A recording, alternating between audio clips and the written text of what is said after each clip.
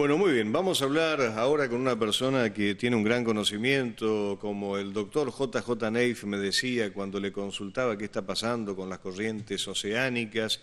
Hay alerta en algunos sectores que investigan esta cuestión y por eso mismo nos vamos a comunicar para conocer la opinión del doctor Eduardo Malagnino, geólogo que se ocupa de investigar y analizar todo esto. Doctor, ¿cómo le va? Bienvenido a Canal 13 Max Televisión. Marcos Cremades lo saluda desde aquí. ¿Cómo anda? Bien, buenas tardes. Buenas tardes, doctor.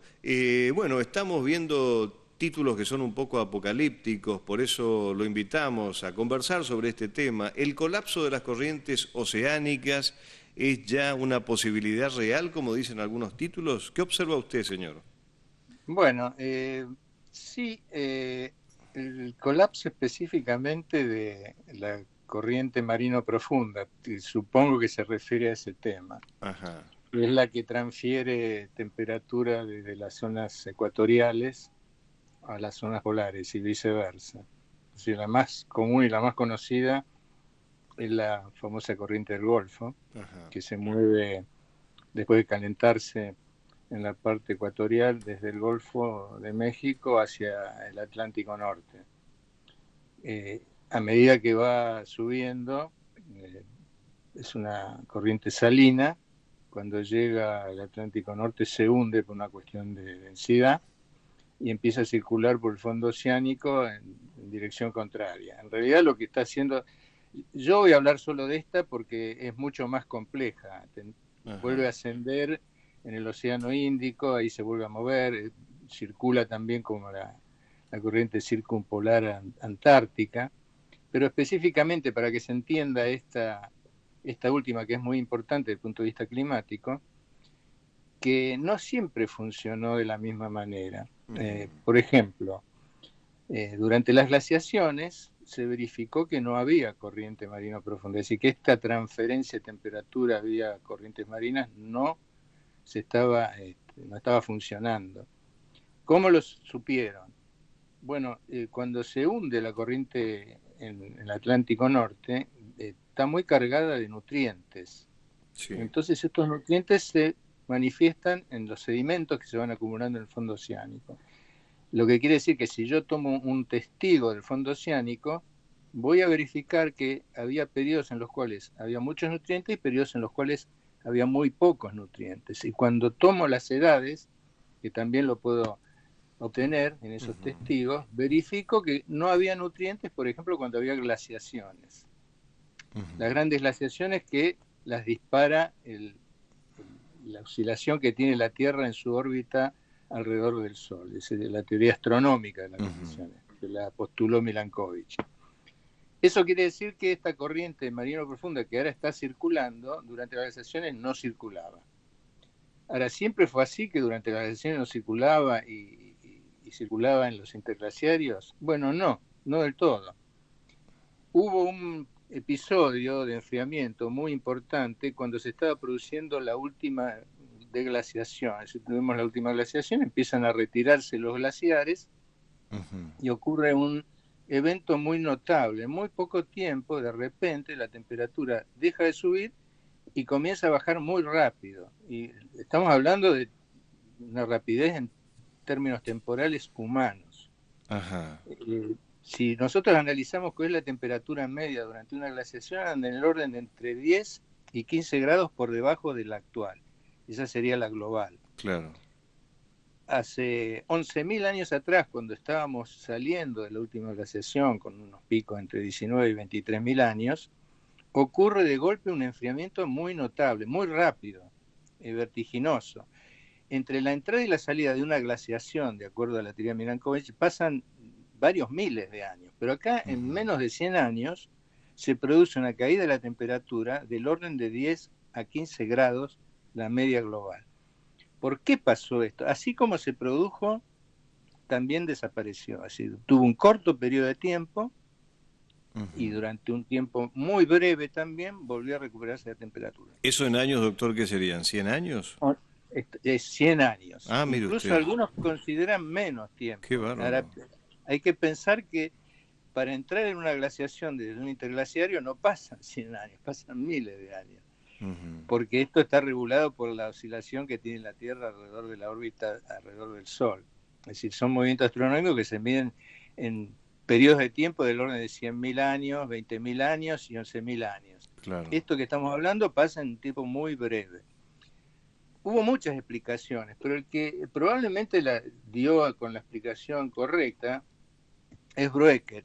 Broeket es un geólogo geoquímico que estudió este tema y llegó a la siguiente conclusión. Durante la última glaciación estaba la calota de hielo ubicada en prácticamente toda la superficie de Canadá y se estaba retirando. Al retirarse iba dejando un lago enorme. Restos de ese lago enorme todavía son los lagos que están ahí justamente en el límite entre Estados Unidos y Canadá. En Ottawa, Ontario, puede ser, más o menos. Exactamente. Sí. Michigan, Ontario, todos esos, el lago Superior. Bueno, todos esos lagos eran un único lago, pero todavía era más extenso que la sumatoria de todos estos lagos. Ese lago estaba contenido por la barrera de hielo, los glaciares que se ubicaban en el norte de Canadá, en el norte de Estados Unidos y la parte centro-sur de Canadá, y drenaban por el río Mississippi. Ahora, a medida que se fue retirando ese frente glaciario, hubo un escape de ese lago por donde ahora está el río San Lorenzo. Algunos consideran que fue por ahí que se produce el vaciamiento catastrófico de este gran lago glaciario, y otros piensan que directamente drenó por la bahía de Hudson, la que está ahí en Canadá. Esa cantidad de agua enorme, porque estamos hablando de unos lagos enormes, un lago único, que sumatoria de todos estos lagos que ustedes conocen, y eso multiplíquenlo por 2 o 3, inunda con agua dulce todo el mar Atlántico Norte y solubiliza la corriente esta salina y la detiene, porque ya empezaba a circular de nuevo porque estábamos metiéndonos en un interglaciario.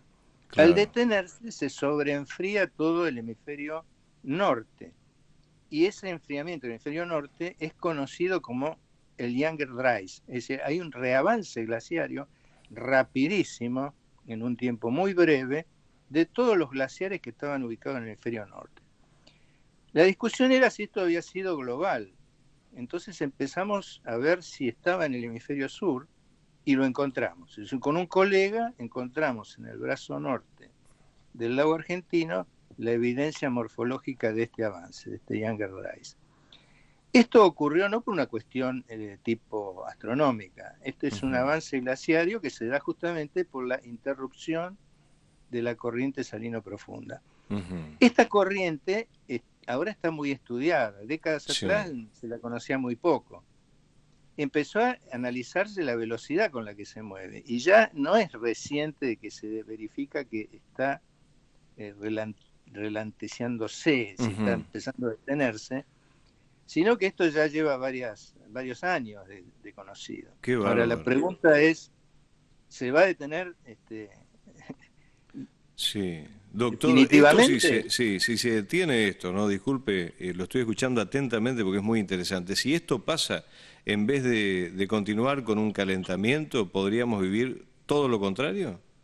Y obviamente, porque en geología nosotros nos movemos interpretando en lo que ocurrió en el pasado, claro, en función de la evidencia de campo que tenemos. Si se detuviera la corriente marino profunda, se sobreenfriaría el hemisferio norte. Y ese proceso de enfriamiento del hemisferio norte se traslada finalmente y muy rápido, de acuerdo a lo que pudimos comprobar en el campo, al hemisferio sur. Y estaríamos entrando en un episodio glaciario. Estamos hablando que en muy corto tiempo la temperatura bajó cuando se detuvo la corriente, del mismo orden que ocurre cuando tenemos una glaciación. Ahora, ¿cuál es el motivo ahora por el cual se está deteniendo? Bueno, no lo sabemos. Todavía no tenemos la clave. La hipótesis de trabajo de Broeket era que se vació un lago glaciario. Claro. Y es la más allá de que existen otras teorías acerca de este episodio, esta es la que más sustento tiene, es la que podría ser la que mayor fortaleza tiene. Ahora, ¿por qué esta corriente está perdiendo velocidad? Bueno, todavía no lo sabemos. Qué notable, doctor, todo lo que ha dicho. Mire, hay una película hace muchos años que rememora todo esto y parece que la realidad está superando a la ficción, si es que esa película no se basó en hechos científicos, ¿no? Sí, en general ocurre esto, una gran parte de este tipo de películas Sí. y novelas se basan obviamente, en información científica, no siempre. Ujú. A veces se exageran un poco, Claro, me y imagino, ¿no? llevan los procesos de enfriamiento a cuestiones de semanas, pero Sí, sí, sí, claro, acá estamos hablando de términos humanos, claro. porque lo sorprendente es esta glaciación que ocurre justamente durante el retiro de la última glaciación. Ujú. Lo sorprendente es la velocidad con que se da el cambio climático. ¿Sí? Es impensado ponerse a analizar qué pasaría realmente si en el término de varias décadas empezamos a tener un enfriamiento de esta naturaleza. Porque cuando tenemos una caída de temperatura como la que estamos viendo en el Younger Dryas, lo que Ajá. ocurre es que desaparecen, por ejemplo, en las latitudes medias los veranos y las primaveras. Es decir, todo se transforma en un invierno cerrado y cada vez más rígido. Es decir, empezamos a tener cambios muy notables en la tasa de precipitación. Si uno analiza, por ejemplo, qué pasaba durante los enfriamientos de las glaciaciones, incluso en los enfriamientos históricos, en las neoglaciaciones que hubo en el hemisferio sur, y bueno, vemos que la provincia de Buenos Aires se transformaba en un desierto árido, es un mar de dunas, por debajo de donde ahora tenemos toda la productividad Ujú. cerealera y ganadera, hay dunas, dunas que tienen una morfología muy característica, nosotros las podemos analizar con mucha precisión a través de imágenes satelitales, vemos la morfología, grandes campos de dunas longitudinales, compuestas, dunas parabólicas, y estamos viendo cuál era la característica climática que tenía la provincia de Buenos Aires cuando la temperatura bajaba, y no estamos hablando de 10 grados, cuando bajaba 1,5 grados o 2 grados. Qué notable, qué Así que, cambio tan drástico, ¿no? y bueno, ahí entonces empezamos a analizar qué pasaría con la productividad ya a escala global. Es decir, teníamos un periodo muy terrible de Ujú. hambrunas generalizadas, globales, inestabilidad política, obviamente, con Claro, situaciones de economía colapsada en todos los países, porque de esta no se salvaría nadie. claro. Así que esperemos que no se detenga la corriente marina profunda. Esperemos que no. Ha sido infinitamente interesante, doctor, escucharlo. Mire, la verdad que es una de las entrevistas, creo yo, más importantes del año que hemos hecho aquí en el canal. Le agradezco infinitamente, pero antes de despedirlo quisiera saber qué piensa usted de esta información que está circulando, que la verdad que no está comprobada científicamente, de la separación de un iceberg del tamaño de la Argentina de la Antártida hace algunos días. No, ahí primero hay un error conceptual muy profundo, Sí, porque no es un iceberg. Yo lo ajá, leí en varios diarios, lo leí en La Nación, sí, y está mal, no es un iceberg. En la Antártida hay dos tipos de hielo. Hay un hielo que tiene que ver con las precipitaciones de nieve que caen en el área continental, forman los glaciares, esa nieve cambia a lo largo del tiempo hasta que se transforma en hielo, el hielo forma glaciares, los glaciares avanzan y cuando llegan al límite de la península o de la zona continental antártica, se desplazan sobre el fondo oceánico, sobre la plataforma, hasta que empiezan a flotar. Esas son las barreras de hielo flotante. ujú, Los témpanos, los icebergs, se desprenden de esas barreras, pero es hielo glaciario. Lo que ocurrió ahora es que hubo una ablación o no se llegó a formar lo que es hielo marino. Es decir, todos los años, ujú. independientemente del hielo glaciario, en invierno se congela parte del agua de mar que está rodeando a la Antártida. Claro, Es una, es una capa de muy baja espesor. Es hielo que se genera durante el invierno y que se disuelve, se ablaciona durante la primavera, el verano. Es decir, eso ocurre. Y es muy variable la superficie, es decir, no hay una medida constante. Hay años en que la capa de hielo marino que no son témpanos, porque esto es una diferencia sustancial, puede ser mayor en un año y menor en otro. Es decir, es variable. Tiene una variabilidad que podemos decir variabilidad climática. Sí. Hay una media para eso.